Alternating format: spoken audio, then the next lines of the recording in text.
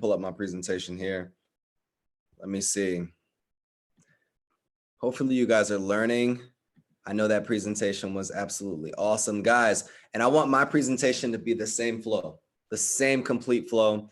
I think a lot of times we are, my boy Khan is here. My boy Khan is here. I think a lot of times we're not setting boundaries.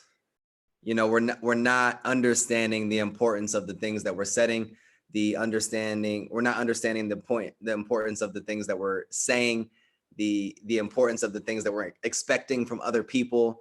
So it leaves us heartbroken. It leaves us feeling like we're having an anxiety attack. It leaves us feeling like we're having respiratory issues. It leaves us feeling heartbroken.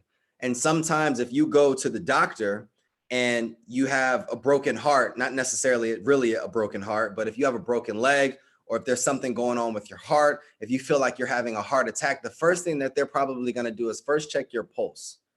They're going to check your pulse. They're going to set you up on their machines. And then eventually, they're going to set you up in an IV. They're going to set you up with an IV because everything that's coming in or leaving out or everything that needs to be within you is not in you. So they're going to properly inject fluids in you so that you can be able to advance yourself up as a part of being more healthy. And that's what we're going to talk about today. We're going to talk about how do we set boundaries, how do we set expectations, and how do we set a strong enough foundation? How do we put these systems in place so that when we're heartbroken, when we're feeling like we're having a heart attack or an anxiety attack, when we're feeling like boundaries aren't set, the first thing that we're doing is putting that fluid back into our system so that we can be able to move forward accordingly. All right, cool. So today we're going to be talking about the only question that matters, really. And I want you guys to engage with me just as much as you were engaging with Kiana earlier. Who would you be if people could only judge you on your character behind doors? Like, so for whatever happens behind doors, who would you be if people could only judge you on that? I want you to name one word. Name one word. And the computer is here and the camera is here. So if you guys see me looking this way, it's not like I'm looking at notes, but I'm looking at you guys' responses. So look, who would you be if the only thing that people could judge you for was what happens behind doors? Who would you be? I want to see something in the chat. I want to see something in the chat. And you know I like incentivizing people, so I want to see something in the chat. Who would you be in one word? Who would you be in one sentence? Would you really, the better question is, would you be known as the same person that people see you as? Here we go. Trust. Okay. Okay. That's one.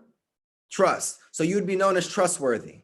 Whether you would be known as honest, whether you be known as trustworthy, or you could be known as a liar. You could be known as a coward. You could be known as all of these other things. Vulnerable. So are you that same person in front of people is the real question. Are you that same person out in the community? Are you that same person in relationships? Are you expecting those things from other people, but when you're in front of those people, you aren't expecting those from yourself? See, that's the foundation of what we have to talk about today, because I think sometimes we're somebody behind closed doors and we're somebody else out in front of people. And when we have that separation of state, when we have that separation of vulnerability or authenticity and the reality of how we live our lives, it creates a disconnect between what people receive from us. When we have the one person out in public and we have another person behind closed doors, it creates a disconnect between what people need to receive from us. Okay, so let's continue. Here we go.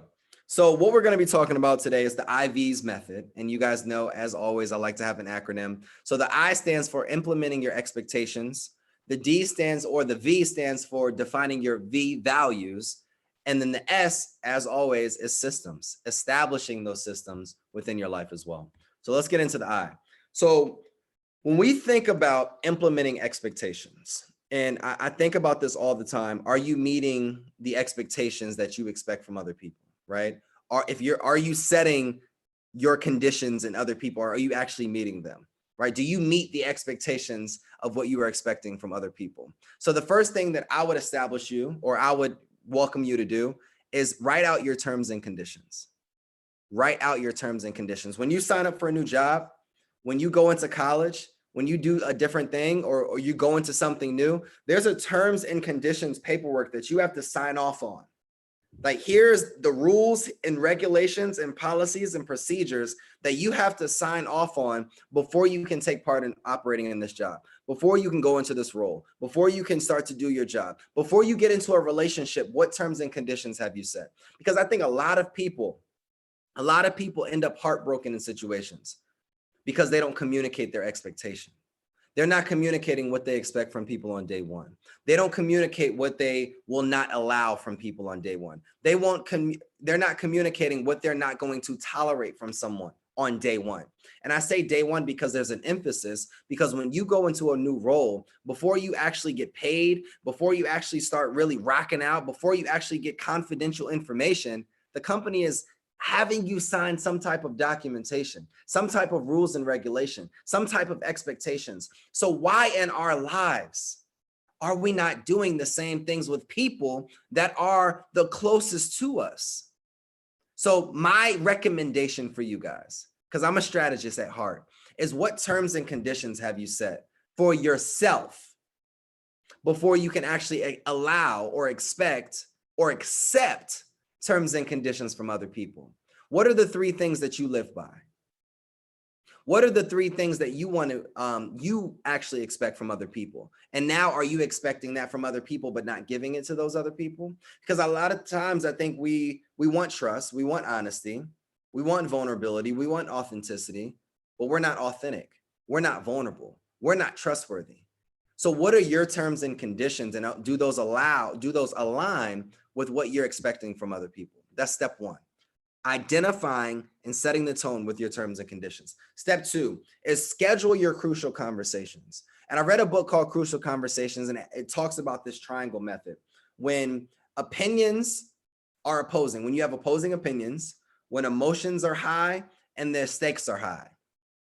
A lot of times we are afraid of having crucial conversations with people that we love, people that we work with, people that we deal with, people that we're in relationship with, because we don't want to hurt that other person's feelings. But a lot of times when we don't allow ourselves to have crucial conversations with other people because we don't want to hurt our feelings or their feelings, our feelings in the end up getting hurt. So let me say that again. For anybody who didn't catch it, let me say that again. A lot of times when we do not let ourselves, do not expect ourselves, do not push ourselves to have crucial conversations with other people because we are afraid or mindful that we may hurt their feelings, is the same moment, is the same time that we end up in the future leaving that relationship or being within that relationship and our feelings get hurt. There are a lot of times where I didn't want to hurt somebody's feelings. And over time, I knew I didn't want to be in that relationship. I knew I didn't want to do this, or I knew I didn't want to do that. I knew I expected more from that relationship that I wasn't receiving. And I stayed in relationships years at a time because one thing, I didn't want to hurt their feelings. And at the end, I was the only one hurting at the end. I was the only one hurting.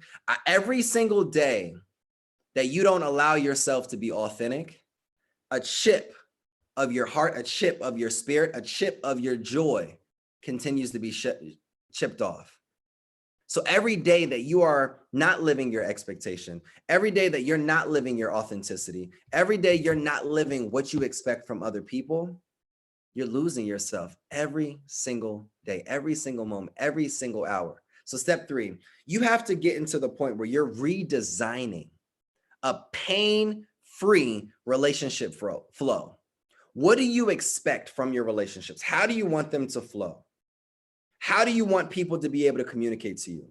Because I think a lot of times when we don't set our boundaries, when we don't implement expectations, when we don't create a terms and conditions, when we don't schedule our crucial conversations, our relationships are all over the place. I can call you at 2 o'clock in the morning. I can call you at 3 p.m. at work. I can pull up at your house unannounced. I can just knock on your door at 2 o'clock. I can just come over in the middle of a family dinner. I can continue to call over and over and over again until you answer. I can send you 10 text messages because you're not responding quick enough. All of these different things. And you can't get mad. You can't get frustrated. You can't get aggravated at a person that's doing something that you never communicated to them that they can't do. You can't. That's like someone cursing and someone being disrespectful and somebody doing all of these things to you and you getting mad at something that you never set the tone. You never set the expectation. And you could say that question or that statement, okay, Kyle, but this is common sense. But the reality of it is, guys, is that common sense in the 2020, it's not common at all. It's not common at all. Common sense in 2020 is not common at all. So when you figure out, and when the reality of it is, if you don't have these conversations with people because you think it's just common sense, what's common to one person may be completely different to what's common for you. I grew up in a 2-parent household. There are certain things that are common to me that are not common to someone that grew up in a 1-parent household. I grew up in a household where my parents never put their hands on each other. That may be common to somebody where they only witness their mother or their father being in abusive relationships. So now they get into a relationship with you, and when you guys get into it, they're quick to put their hands on you, but that's not common in what I've come from. So you haven't communicated it. So now you're living in pain. You're living in fear because you don't want to hurt that person, but you end up being hurt in the future. That's not how we should live our lives. So we have to redesign a relationship flow that aligns with what we expect, what we want, and what we value in our lives. And let me tell you something. Let me end with this. When you discern for red flags, when you see a red flag, let me show.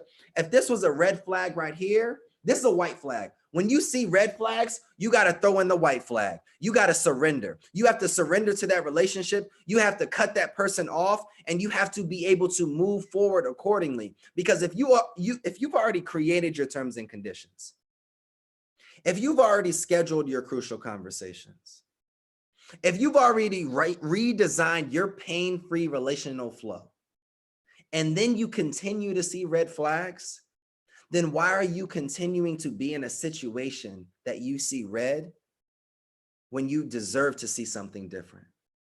When you deserve to see something different. And talk to me in the chat. Talk to me if I'm making sense. Talk to me if I'm speaking to you or to your situation. Talk to me if I'm not making sense and you need me to continue to go back. I want to feel what you feel so that we can redesign a relational flow as we're communicating with each other through a camera or through a computer screen so that we can provide you with what you need. Because at the beginning of this call, Kiana set the expectation. At the beginning of this call, we set our terms and conditions. At the beginning of this call, we've scheduled this crucial conversation because I may be speaking to your pain. I may be speaking to your circumstance. I may be speaking to your reality. At the beginning of this call, we've designed how this call is going to run. How this call is going to run. If you have questions, it needs to go here. Not just you hop in and just speak when you want. Let's go. Preach. So that's what we're doing.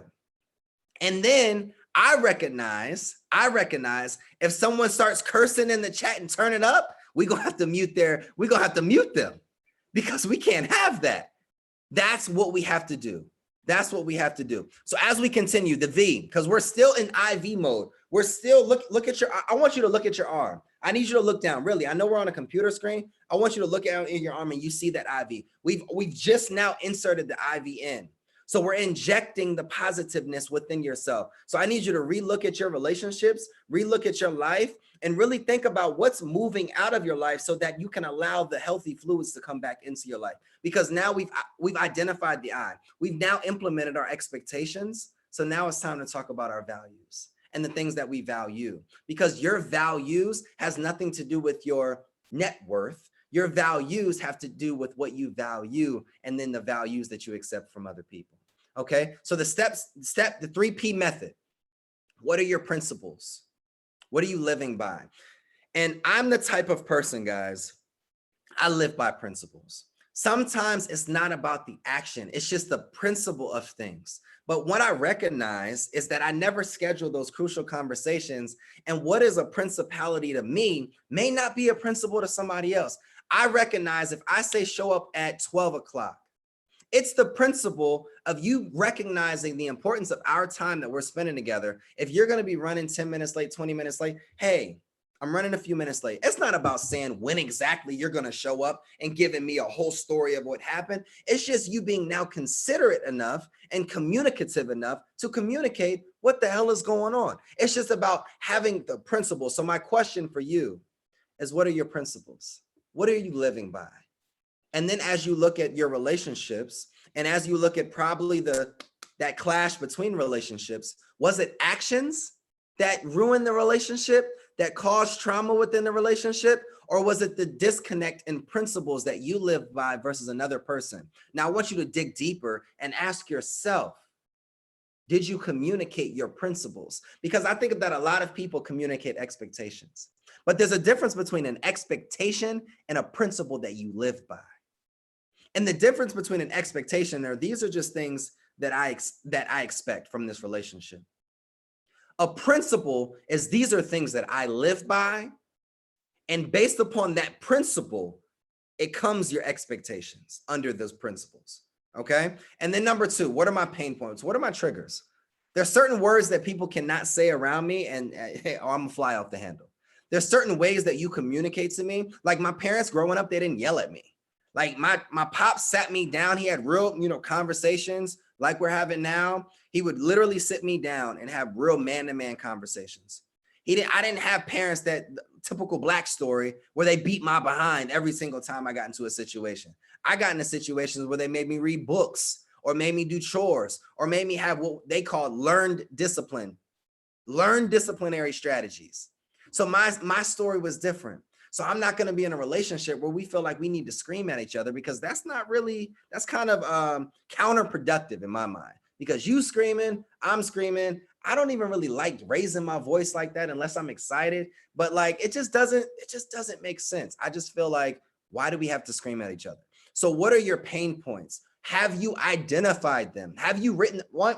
I want one pain point. Give me one pain point. I need somebody right here to talk about one trigger. What don't you like that people do? If you're in a relationship, what's one of those pain points that you're just not going for? I don't like when people curse at me.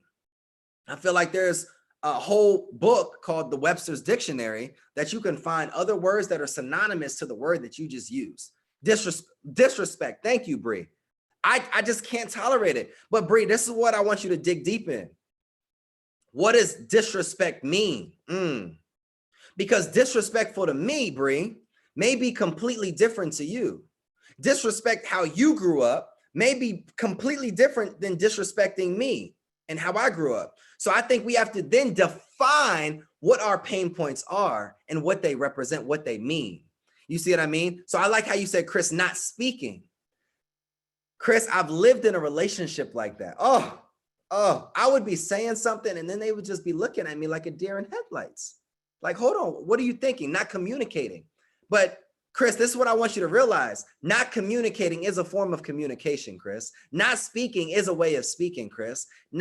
So the real question is, are they not using their verbal way of communicating, or are they communicating in body language?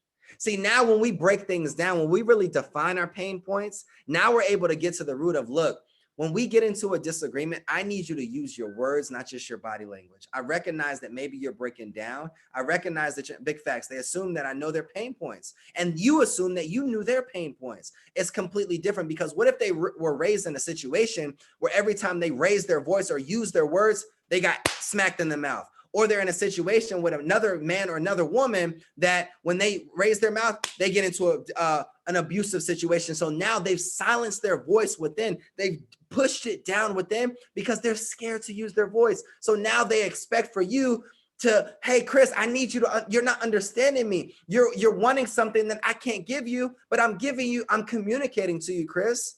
But you're saying that I'm not communicating, but I am.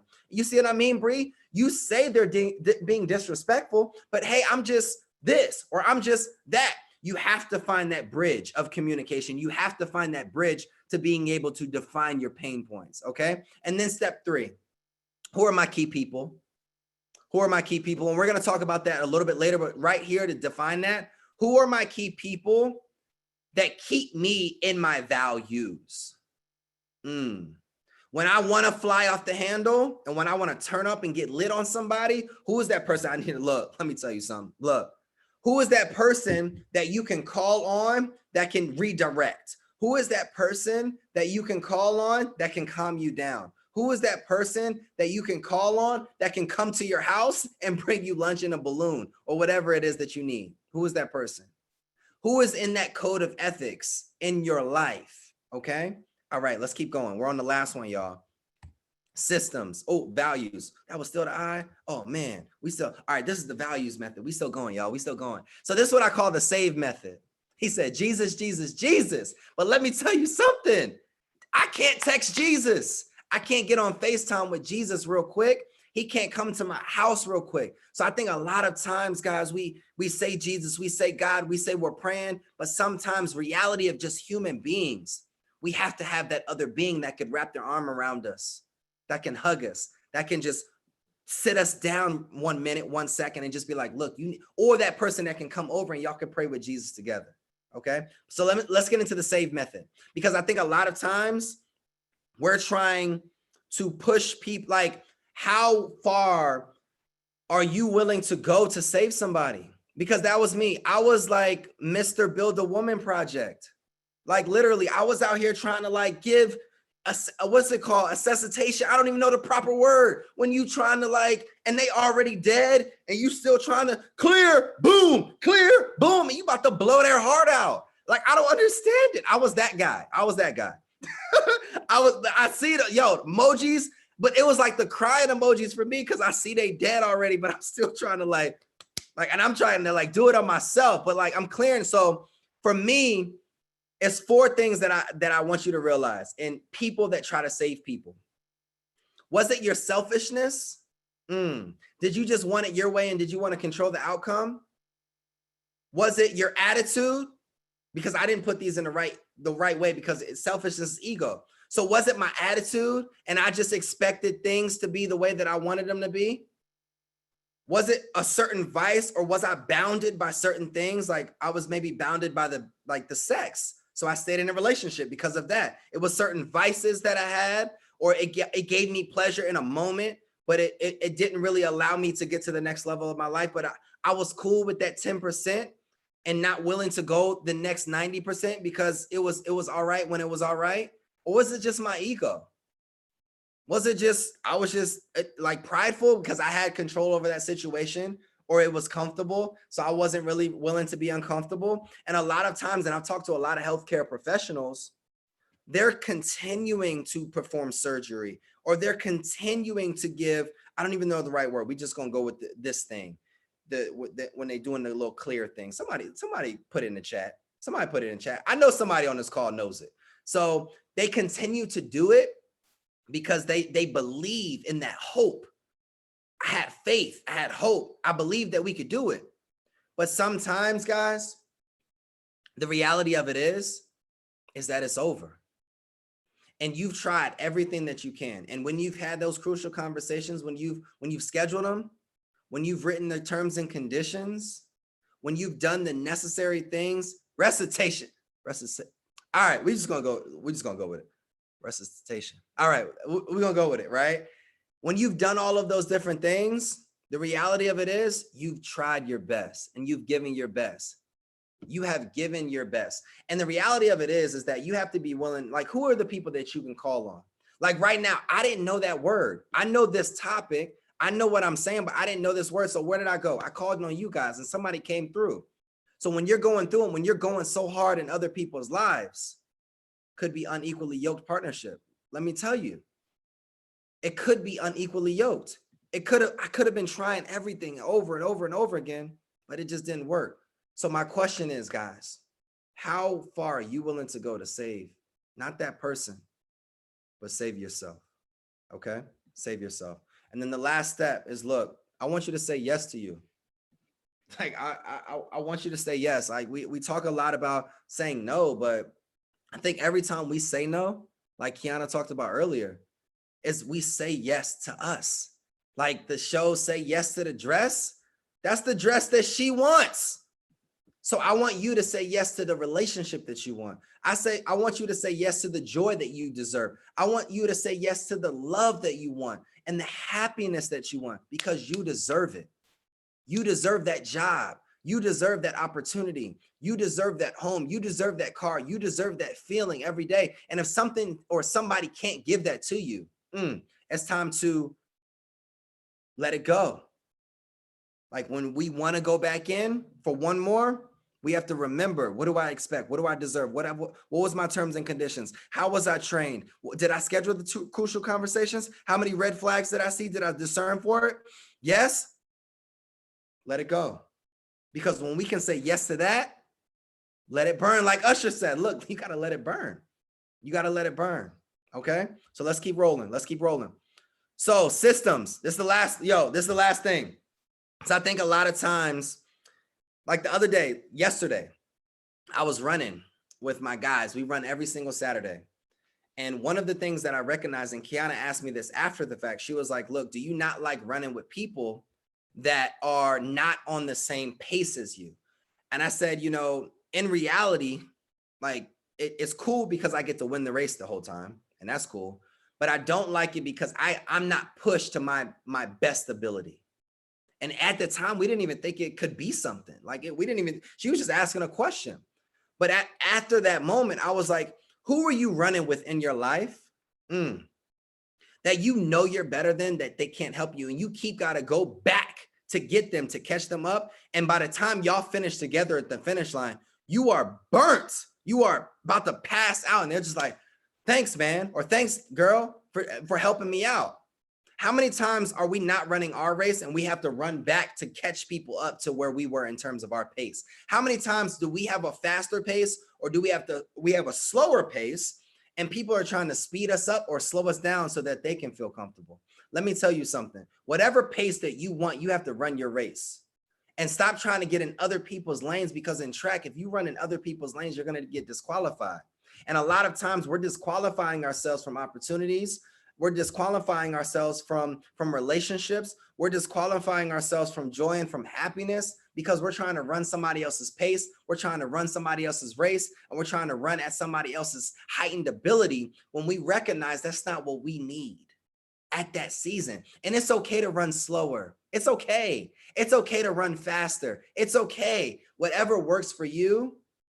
Slowly getting to that step, slowly getting to that joy, slowly putting that system in place. And this slide shows you our race method with an S, because I just had to put another S in it because this one is really important so that you can put systems in place to implement expectations. Okay, cool.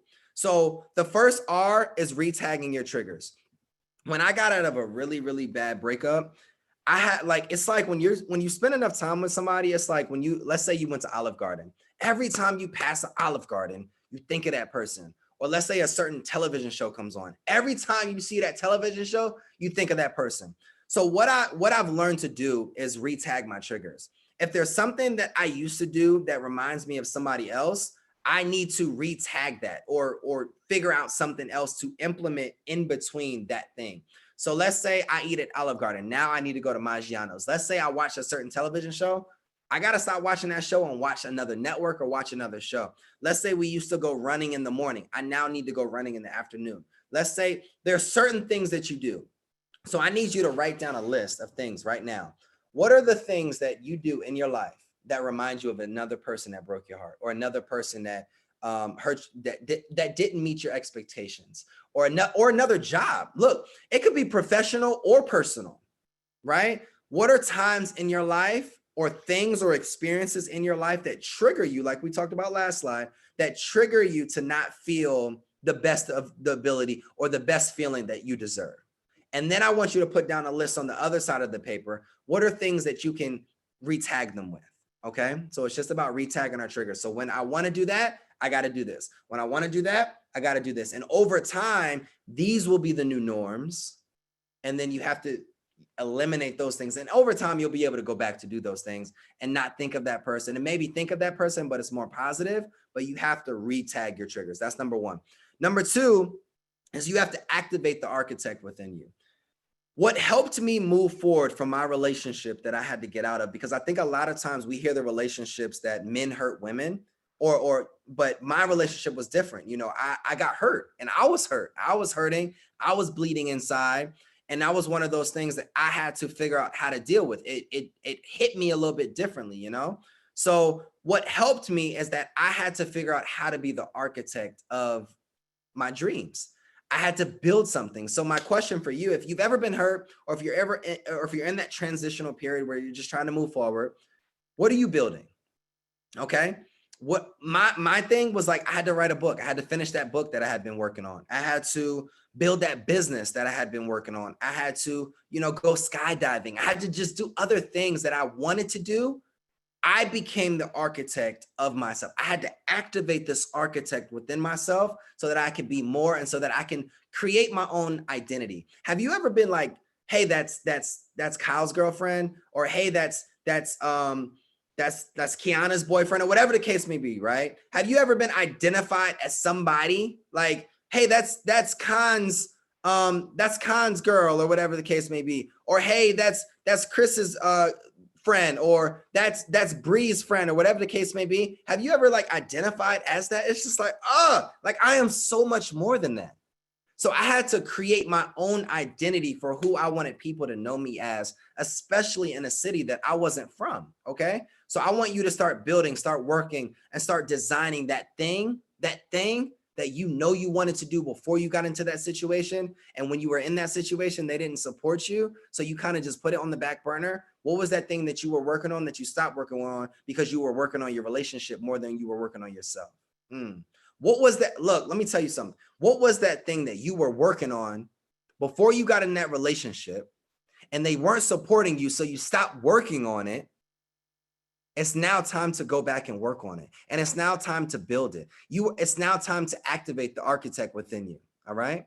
And then step 3, I need you to call home to a friend. Call home. Just like on Who Wants to Be a Millionaire, you can call a friend. I need you to call somebody and put a system in place. So for me, there was a stint in my life where I battled with sexual promiscuity. Like, I wanted to be out here in these streets. So a friend of mine, my spiritual brother, my mentor, my brother, every time I would get into a situation where somebody would DM me, or somebody would do this, or somebody would do that, what I would do is like, look, let me call my boy Greg. Look, I need you to talk me through this. I need you to pray for me. I need you to do this. I need you to do that. I need you to do this for me because this is hard. Can you pray for me? Can you come over? Can I come over there? Like, whatever it takes, okay? And if you don't have a friend in your life that can provide you with that, you need to reassess the friends in your life, okay? Because sometimes I feel like every time we want to do better, that thing that we were doing comes. When we want to stop drinking, we get invited to go to drinks. When we want to do better in our relationships and focus on that one person, everybody seems to be single now. When you want to start saving money, it's like everything just like starts to cost. It's like, what can you put in place? This is how we put the systems in place, okay? This is how we put the systems. The E represents evaluate daily and reflect. Every single night, I evaluate, what did I do today? How can I do better? And reflecting on the steps that I needed to take so that I can be better within, so that I can push out better without, okay? So it's that internal thing. It's that internal. You have to be better inside before people can expect better from you externally. And then S, spend less time in tempting situations. Look, let me tell you something. If you don't want to spend money, stop going to the mall. If you don't want to meet somebody right now during this season, get off of social media. If you want to stop eating bad, stop going the way where you pass all of the fast food restaurants on your way home. Okay? There's something about putting systems in place and spending less time in tempting situations. What worked for me when I wanted to stop dealing with all these different people, let's say you wanted to stop having sex, then stop having people over your house late night with you and one other person. If you want to stop doing certain things, you have to stop putting yourself in situations where you could be potentially tempted to go in that way and you want to go in that way. Okay. So these are the systems. I need you to retag your triggers. I need you to activate the architect within you, start building something. I need you to call home to a friend. so that you can be that millionaire. Okay. So you can win that question. I need you to evaluate daily and reflect. And then I need you to spend less time in tempting situations. Can we agree on that? Can I get a 1 if we all agree on that? Can we commit to these different things? Thank you. Could we commit to these different things? Can I get a 1 in the chat if we can all start to commit to the systems that we're going to put in place? Boom. Let's rock out. And then it's the only question that matters again. Who would I be if people could only judge me on my character behind closed doors? The character that you have behind closed doors when nobody's watching is more important than the character that you thought you had when you were in front of people. I need you to begin to live authentically. I need you to begin to live that transparent person that you are. I need you to begin to live more honestly. I need you to begin to love yourself. I need you to begin to be more joyful. I need you to begin to be more grateful. I need you to respect your dreams just like you expect other people to respect your words. I need you to be able to be that person that you would want your kids to see you as. I need you to be that person that you really want to look at in the mirror every morning. And I need you to be the person that God called you to be right now. So we got to put those systems in place. We have to implement our expectations. We have to implement our values. And then we have to establish our systems so that we can all be successful. And it takes that internal success before we can expect our external success. So thank you guys. And if you have any questions, please leave them in the chat for me.